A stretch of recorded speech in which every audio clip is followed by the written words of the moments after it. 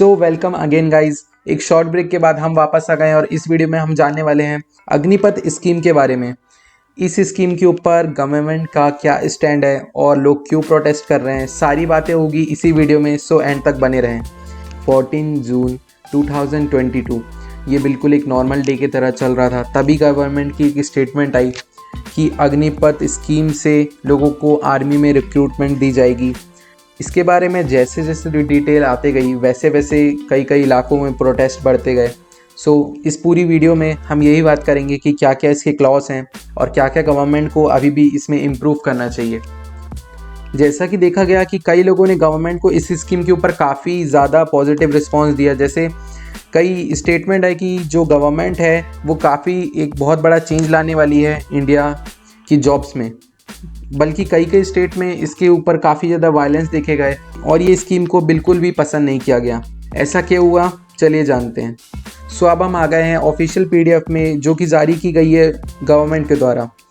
इसको ऐसा डिस्क्राइब किया गया है कि इसमें आपको ट्रेनिंग दी जाएगी वेरियस तरीक़ों से, उसके बाद आपको सेंटर्स बनाए जाएंगे, इसमें आपको अपॉर्चुनिटी मिलेगी देश को सर्व करने के लिए डेजर्ट्स में, लैंड में, सी में और इवन एयरफोर्स में भी। इसमें सबसे अट्रैक्टिव बात यह है कि आपको इसमें जो फाइनेंशियल पैकेज दिया जाएगा, लोग इसको बहुत ज़्यादा अट्रैक्टिव मान रहे हैं। तो फर्स्ट ईयर में पैकेज दिया जाएगा वो होगा अप्रॉक्स 4.76 लाख का, ये आपकी ईयरली सैलरी होगी। और प्रोटेस्ट को देखते हुए गवर्नमेंट ने ये भी कहा है कि इस सैलरीज में से आपका कोई भी टैक्स कट नहीं होगा, मतलब ये आपकी इन हैंड सैलरी होगी। इसमें से कोई भी परसेंट गवर्नमेंट टैक्स के रूप में कट नहीं कर सकती है। इसके बाद ये अपग्रेड होते जाएगी और आपकी आखिरी जॉब ईयर मतलब 4th ईयर में आपको ये अप्रॉक्स 7 लाख के आसपास आपको हाथ में सैलरी मिला करेगी। इसमें काफ़ी ज़्यादा अलाउंस भी दी गए हैं, जैसे आपको राशन दिया जाएगा, ड्रेस दी जाएगी, आपको ट्रैवल के लिए पैसा दिया जाएगा। इसके साथ साथ एक सेवा निधि स्कीम भी है, इसके अंतर्गत आपकी सैलरी का 30% कट किया जाएगा। अब आप बोलेंगे कि जस्ट आपने ऊपर बताया कि हमारी सैलरी में से कुछ भी कट नहीं होगा, गवर्नमेंट टैक्स नहीं ले रही है, तो ये एक्चुअली टैक्स नहीं है, ये एक तरीके का आपको लमसम अमाउंट दिया जाएगा जब आपकी जॉब ख़त्म होगी। सो 30% जो आपकी सैलरी में से कट होगा उसका इक्वल अमाउंट गवर्नमेंट भी मैच करके उसमें एड अप करेगी और आपको अपनी जॉब के एंड ईयर में, मतलब जब आपकी जॉब कंप्लीट होगी, सैलरीज के अलावा आपको 11.71 लाख दिए जाएंगे। ये भी आपका इनकम टैक्स से फ्री होगा, मतलब इसमें भी आपको कोई भी इनकम टैक्स नहीं देनी पड़ेगी। इसी के साथ साथ गवर्नमेंट ने डेथ कंपनसेशन भी दिया है, जैसे इसमें नॉन कंट्रीब्यूटरी लाइफ इंश्योरेंस दिया गया है जिसमें आपको 48 लाख दिया जाएगा। अगर आप जॉब करते हुए कहीं पर भी शहीद हो जाते हैं तो आपकी फैमिली को 48 लाख दिया जाएगा। साथ साथ में आपको काफ़ी ज़्यादा डिसेबिलिटी कंपनसेशन भी दिया जाएगा, जिसमें आपकी जितनी % डिसेबिलिटी हुई है उसको मेडिकल अथॉरिटी से वेरीफाई किया जाएगा और आपको 44, 25, 15 लाख तक आपको दिया जा सकता है अगर आपकी जो डिसेबिलिटी है वो 100%, 75% या 50% तक है रिस्पेक्टिवली। ऑन कंप्लीशन गवर्नमेंट ने ये क्या है, जब आपकी सर्विस कंप्लीट हो जाएगी आपको एट द एंड हाथ में क्या मिलेगा, आपको सेवा निधि पैकेज मिलेगा जो 4 ईयर के एंड में मिलेगा, जो कि है 11.71 लाख। उसके साथ साथ आपको स्किल गेन सर्टिफिकेट दिया जाएगा कि आपने देश को अग्निवीर बन के सर्व किया है। अगर आप स्टोरी यहाँ तक देखें तो आपको ज़्यादा कुछ इसमें फ्लॉस नहीं दिख रहे होंगे, आपको लग नहीं रहा होगा कि इसमें इतना ज़्यादा कंट्रोवर्शियल है क्या। देखिए, मेन कंट्रोवर्शियल चीज़ आती है एज लिमिट के ऊपर। इसकी एज लिमिट दी गई है 17.5 ईयर से लेके 21 ईयर्स तक। अब इस एज लिमिट में सबसे ज़्यादा प्रॉब्लम ये है कि कई लोग इस आर्मी के रिक्रूटमेंट के लिए 2 साल से पहले से प्रिपेयर कर रहे थे और गवर्नमेंट ने 2 साल से रिक्रूटमेंट आर्मी की नहीं निकाली थी और इस साल जब फाइनली लोगों को लगा कि रिक्रूटमेंट आएगी, अग्निपथ स्कीम आ गई। एंड कई लोग तो इंतज़ार में ही कि अगले साल शायद रिक्रूटमेंट आर्मी की निकलेगी, वो उनकी तैयारी करते करते उनकी जो एज है वो 21 ईयर से ऑलरेडी काफ़ी बढ़ गई है। सो अब ऐसा हो गया है कि वो लोग 2 साल से रिक्रूट नहीं हो पाए एंड इस ईयर जब उनको लग रहा था कि उनको शायद इस साल रिक्रूटमेंट मिलेगी, तो इस साल गवर्नमेंट ने एज लिमिट डाल के उसको 21 पे रिस्ट्रिक्ट कर दिया है। कई लोगों के आर्मी ऑफिसर बनने के सपने टूट गए हैं और वो आ गए हैं प्रोटेस्ट करने। कई लोगों का ये भी मानना है कि गवर्नमेंट बस इससे टेम्परेरी जॉब्स दे रही और कोई परमानेंट इसमें सोल्यूशन नहीं है। तो क्या ये सच में ऐसी बात है कि गवर्नमेंट हमको फोर्स कर रही है कि आप 4 ईयर जॉब करो एंड उसके बाद आपको जॉब से निकाल दिया जाएगा एंड आपको देखना पड़ेगा कि आप नेक्स्ट जॉब कहाँ करते हैं। अगर आप इसको दूसरी कंट्री से कंपेयर करें तो साउथ कोरिया में एक रूल है कि आपको आर्मी में सर्व कंपल्सरली करना पड़ेगा अगर आप 18 एंड 28 की एज के बीच में हैं। एंड आपको कंपल्सरी है कि आप आर्मी में एटलीस्ट 20 मंथ सर्व करें। इसमें कई लोगों का क्वेश्चन आएगा कि हमारी जो BTS आर्मी है वो भी तो साउथ कोरिया से ही है, तो वो लोग इसको ज्वाइन क्यों नहीं कर रहे हैं। एक्चुअली में इनके लिए पार्लियामेंट में एक रूल पास किया गया है कि जो BTS मेंबर हैं उनको 2 इयर्स की लीज मिल रही है, मतलब वो 30 इयर्स के जब हो जाएंगे तब से उनको आर्मी ज्वाइन करनी पड़ेगी। तो अभी एज सच किसी भी BTS मेंबर की एज जो है वो 30 नहीं हुई है। इनमें जो सबसे बड़े जिन हैं उनकी एज है 30। सो शायद हम देख सकते हैं कि इस ईयर शायद वो आर्मी में सर्व करें। ये हमें ईयर एंड पे ही पता लगेगा कि क्या वो अपना म्यूज़िक बनाना कंटिन्यू करते हैं या फिर वो आर्मी को सर्व करने चले जाते हैं। इसके अपार्ट में देखें तो बाकी सब की एज आप देख सकते हैं 30 से कम है। सो अभी बाकी सब BTS मेंबर को काफ़ी ज़्यादा टाइम है कंट्रीब्यूट करने के लिए आर्मी में। अभी लेटेस्ट देखा गया 21 जून का आर्टिकल है, अग्निपथ स्कीम के लिए भारत बंद तक की नौबत आ गई। अगर आपका ये क्वेश्चन है कि क्या प्रोटेस्ट वायलेंट होना चाहिए या फिर नहीं होना चाहिए, क्योंकि वायलेंस से गवर्नमेंट को क्लियर कट इंडिकेशन जाता है कि लोग प्रोटेस्ट कर रहे हैं, लेकिन क्या ये सच में होना चाहिए, इसके बारे में मैं एक्सप्लेन नहीं करना चाहूँगा। मैं आपको एक वीडियो दिखाना चाहूँगा कि जिसने भी जलाई है, जो भी स्टूडेंट है, जिसको भी नौकरी चाहिए, कम से कम ये मत करे कि किसी अनजान आदमी गाड़ी चला के चल रहा है। बहुत मुश्किल से आदमी गाड़ी लेता है, और जब गाड़ी खड़ी करके जाता है तो कहाँ थी यार पे रेलवे पुलिस फोर्स, कहाँ थी? आज ये इतनी तादाद में खड़े हैं, क्या कर लेंगे? पहले कहाँ गए थे सब? किसी ने भी जलाई है, वो आए यहाँ पे एक बार मेरे सामने और बोले कि ये इंसाफ है क्या? इससे नौकरी मिल जाएगी उनको जेल में। जब प्रोटेस्टर कुछ जला देते हैं तो लोगों का कितना ज़्यादा नुकसान होता है, लेकिन एक्चुअली में ये ऐसा हुआ क्यों? इसके लिए कई प्रोटेस्ट देखे गए, इवन 600 ट्रेन्स को कैंसिल कर दिया गया, ये बोलते हुए कि प्रोटेस्टर्स ट्रेन जला रहे हैं। काफ़ी ज़्यादा वायलेंस हुआ, इसलिए ट्रेन्स कैंसिल हो रही है।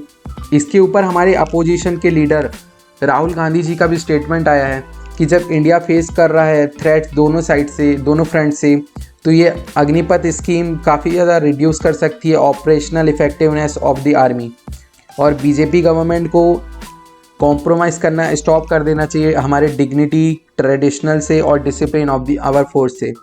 इनका थ्रेट्स ऑन 2 फ्रंट से ये मतलब है कि जब इंडिया दोनों तरफ से, मतलब पाकिस्तान से और चाइना से, दोनों तरफ से एक थ्रेट फेस कर रहा है कि उनकी कभी भी वॉर हो सकती है, इस समय में ये स्कीम निकालना जिसमें काफ़ी ज़्यादा अनप्रोफेशनल लोग एंटर करेंगे और उनको काफ़ी ज़्यादा ट्रेनिंग देनी पड़ेगी, इस समय ये चीज़ करना देश के लिए काफ़ी अच्छी बात साबित नहीं हो सकती। और ये ऐसा नहीं है कि गवर्नमेंट को ये सब नहीं पता और उन्होंने लोगों के नीचे नहीं या फिर प्रोटेस्ट टोटली इग्नोर कर दिए। इवन जो एज लिमिट थी उसको गवर्नमेंट ने बढ़ा के 21 से कर दी है 23, लेकिन लोगों का अभी भी मानना है कि ये 23 की लिमिट को आप बढ़ा के 25 कर दीजिए, जिससे जो लोग की रिक्रूटमेंट पिछले 2 साल से नहीं हो रही है वो भी इसके लिए एलिजिबल हो जाए। सो इसके ऊपर अभी कोई भी फर्दर स्टेटमेंट नहीं आई है, अगर इन फ्यूचर आती है तो मैं आप लोगों को अपडेट करता हूँ। अब सबसे बड़ा प्रॉब्लम यहाँ पे ये आता है कि अग्निपथ स्कीम के चलते आपको 4 ईयर की जॉब के बाद सिर्फ जो 25% अग्निवीर रहेंगे उन्हीं को ये परमानेंट जॉब दी जाएगी, बाकी जो 75% लोग रहेंगे उनको अगेन एक दूसरी नौकरी के लिए जाना पड़ेगा। इसका काउंटर पॉइंट गवर्नमेंट ने ये दिए कि हम आपको एक सर्टिफिकेट देंगे और उसके साथ साथ आपको बहुत ज़्यादा एक्सपीरियंस होगा एक आर्मी में काम करने का। सो ये आपकी जो भी नेक्स्ट जॉब दिलाने में आपको बहुत ज़्यादा मदद करेगा, लेकिन क्या ये सही में हेल्पफुल होगा? क्योंकि कई लोगों का गोल होता है कि वो टेक्निकल फील्ड में जाए और वो टेक्निकल जॉब करें। अगर आप एक डेस्क जॉब कर रहे हो या फिर आप कंप्यूटर रिलेटेड जॉब कर रहे हो, उसमें आर्मी की फ़िज़िकल नॉलेज शायद आपकी उतनी हेल्प ना कर पाए, क्योंकि वो एक स्किल है और वो आपको स्किल अलग से सीखनी पड़ती है। तो इस पर ये काउंटर पॉइंट आता है कि आप अपनी 4 साल के बाद जब आपके पास पैसे होंगे आप उससे आराम से कोई भी स्किल सीख सकते हैं। तो एक्चुअली में ऐसा नहीं है। जब आप 4 साल करके निकलेंगे तब आपके सामने 12th की न्यू बैच होगी जो उस साल 12th पास करके इसके लिए कॉम्पिटिट कर रही होगी। क्योंकि वो न्यू बैच है, आपका कंपटीशन बहुत बढ़ गया होगा, क्योंकि आपके साथ आपके 4 साल के लोग भी हैं एंड प्लस अब आपको न्यू जनरेशन, मतलब जो अभी अभी पास हुए हैं, उनके साथ कम्पीट करना होगा। क्योंकि आप ऑलरेडी 4 साल में आर्मी में सर्व कर चुके हैं। ऐसा माना जाता है कि आर्मी में आप काफ़ी ज़्यादा डिस्कनेक्ट हो जाते हैं रियल वर्ल्ड से। आपको लेटेस्ट ट्रेंड नहीं पता होगा कि क्या चल रहा है, बट जो न्यू यंगस्टर होंगे उनको ये सब के बारे में काफ़ी ज़्यादा नॉलेज होगी। ये काफ़ी ज़्यादा एक हाई कंपटीशन क्रिएट कर देता है, जो अग्निवीर की 4 साल जॉब करने के बाद कोई नई जॉब ढूंढने के लिए अप्लाई करने वाले हैं। इसको देखते हुए कई स्टेट ने काफ़ी ज़्यादा रिजर्वेशन ग्रांट करी है। जैसे हमारे होम मिनिस्टर अमित शाह जी की स्टेटमेंट आई है कि सेंटर ग्रांट करेगा 10% रिजर्वेशन इन CAPF असम राइफल्स में। मतलब जो असम राइफल के रिक्रूटमेंट हुआ करेंगे उसमें जो 10% रिजर्वेशन होगा वो होगा हमारे अग्निवीरों का। पार्टी में प्रोटेस्ट को देखते हुए जब किसी ने महिंद्रा ग्रुप से पूछा कि आप अग्निवीर को कौन सी जॉब देंगे, तो आनंद महिंद्रा जी की स्टेटमेंट आई है कि वो काफ़ी ज़्यादा खुश होंगे अग्निवीर को रिक्रूट करने में, क्योंकि उन लोगों में काफ़ी ज़्यादा डिसिप्लिन होगा, वो काफ़ी ज़्यादा स्किलफुल होंगे, उनमें एक लीडरशिप स्किल होगी। इसलिए का मानना है कि अग्निवीरों को रिक्रूट करना उनके लिए काफ़ी फ़ायदेमंद साबित होगा। साथ साथ में इसमें स्टेट्स ने भी काफ़ी कंट्रीब्यूट किया है। जैसे कई स्टेट ऑफर कर रही हैं, उन्होंने कहा है कि अगर आप कोई भी स्टेट जॉब के लिए अप्लाई करते हैं तो आपको उसमें एडिशनल बेनिफिट दिया जाएगा, आपको एडिशनल रिजर्वेशन दिया जाएगा उस जॉब की प्रिपरेशन में, जो भी अपना 4 साल कंप्लीट करता है एज एन अग्निवीर। लेकिन क्या आपको लगता है कि ये सब करने के बाद भी कोई गारंटी है कि ये जो 75% लोग जिनकी जॉब चले जाएगी 4 साल बाद, इनको एक सही में एक परमानेंट जॉब मिल जाएगी? तो एक्चुअली नहीं है। इसी के ऊपर कई ट्वीट भी आ रहे हैं। जैसे वरुण गांधी जी का स्टेटमेंट है कि जो 75% जो सोल्जर्स रहेंगे, जो अनएम्प्लॉयड बन जाएंगे अपनी 4 साल की जॉब के बाद, ये हर साल रेस करते जाएगा और गवर्नमेंट के प्रति लोगों का जो डिसअफेक्शन है, मतलब हेट जो है, वो धीरे धीरे यूथ में बढ़ते जाएगा। इससे क्या प्रॉब्लम्स हो सकती हैं? ऐसा कहा जा रहा है कि 4 साल की ड्यूटी के बाद वो सब जो सोल्जर्स जो कि बहुत ट्रेंड हैं, वो पार्टिसिपेट कर सकते हैं क्राइम्स में, क्योंकि वो काफ़ी ज़्यादा ट्रेंड होंगे, वो नॉर्मल लोगों से काफ़ी ज़्यादा डिसिप्लिन होंगे, उनको काफ़ी ज़्यादा स्किल आ रही होगी, उनको फाइटिंग स्किल आती होगी, तो वो पार्टिसिपेट कर सकते हैं क्राइम्स में, क्योंकि वो लोग अब अनएम्प्लॉयड हैं। सो उनके मन में जो हेट है वो इसको काफ़ी अलग अलग तरीक़ों से बाहर निकाल सकते हैं। वो मर्सेनरीज भी बन सकते हैं। आप पूछेंगे मर्सेनरीज क्या होता है, ये मैंने पहली बार वर्ड सुना। तो मर्सेनरीज वो इंसान होते हैं जो कि फ़ाइट करते हैं दूसरी कंट्रीज़ में मनी के लिए। जैसे अभी फ़िलहाल में देखा गया जो यूक्रेन और रशिया की वॉर थी, में यूक्रेन ने डिमांड की थी मर्सेनरीज़ की दूसरी कंट्रीज़ से, और इसके बदले में वो यूक्रेनियन सिटीजनशिप ऑफ़र कर रहे थे लोगों को। अगर वो इसके बाद जीत जाते हैं वॉर को, मर्सेनरी है वो चाहता है कि आप वो वही कंट्री में रहें, तो वो उसको as a permanent member accept कर लेंगे अपनी कंट्री का। अब आपको लगता होगा कि पैसे के लिए वॉर में कौन जाना चाहेगा, तो इसमें 20,000 लोगों ने अप्लाई किया था और ज्वाइन किया था यूक्रेनियन आर्मी को टू फाइट रशिया। सिमिलरली ये सेम चीज़ रशिया ने भी करी। रशिया ने भी 20,000 मर्सेनरीज़ को इनवाइट किया था बैटल करने के लिए यूक्रेन के कई पार्ट्स में। अब इसमें एक और प्रॉब्लम आती है, आपको आर्मी का भी एज सच इतना ज़्यादा एक्सपोजर मिलता नहीं है, क्योंकि जो ये पोजीशन मिलेगी आपको अग्निवीर में, ये काफ़ी लो पोजीशन मिला जाएगी। जैसे आपको सिपाही बनाया जाएगा, मतलब आपको एक मेजर जो रोल होता है, जैसे कैप्टन, मेजर, लेफ्टिनेंट, कर्नल, ये सब आपको पोजीशन नहीं दी जाएगी। आपकी जो पोजीशन रहेगी through Agnipath scheme for now, जो नीचे की पोस्ट होती है उनको दी जाएगी। अब आर्मी में ऐसा कुछ भी नहीं होता कि कुछ नीचे है या ऊपर है, क्योंकि आपको देश को सर्व करने का मौका दिया जा रहा है। लेकिन फिर भी कई लोगों के लिए ये डिमोटिवेशन हो सकता है कि हमको आर्मी में आगे ग्रोथ नहीं मिलेगी। ये भी कहा गया कि इसको लेके आर्मी मेंबर्स में मोटिवेशन भी नहीं रहेगी कि वो अपना काम करते रहें। हो सकता है उनका फोकस बस ये रहे कि शायद जब उनकी 4 ईयर की जॉब कंप्लीट होगी तो क्या वो 75% लोगों की तरह बाहर तो नहीं हो जाएंगे। इसलिए एक आर्मी में काफ़ी ज़्यादा जो मोटिवेशन है उसकी कमी हो जाएगी। ये हमारे देश के लिए काफ़ी ज़्यादा नुकसानदायक है, क्योंकि आर्मी में रहने के लिए आपको काफ़ी ज़्यादा मोटिवेटेड होना पड़ता है, क्योंकि कंडीशन कभी भी क्रिटिकल हो सकती है और आपको अपने पूरे मोटिवेशन के साथ देश को सर्व करना होता है।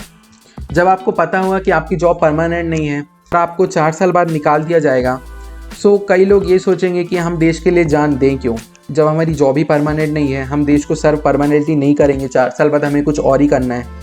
तो लोग आर्मी में सोचेंगे कि हम पैसे के लिए जाएं, ना कि देश को सर्व करने के लिए। अब इसकी कोई प्रॉपर रिपोर्ट नहीं है कि हम ऐसा कह सकते हैं कि ऐसा हो गई, लेकिन कई लोगों का ये मानना है कि इससे आर्मी में काफ़ी ज़्यादा मोटिवेशन की कमी हो जाएगी।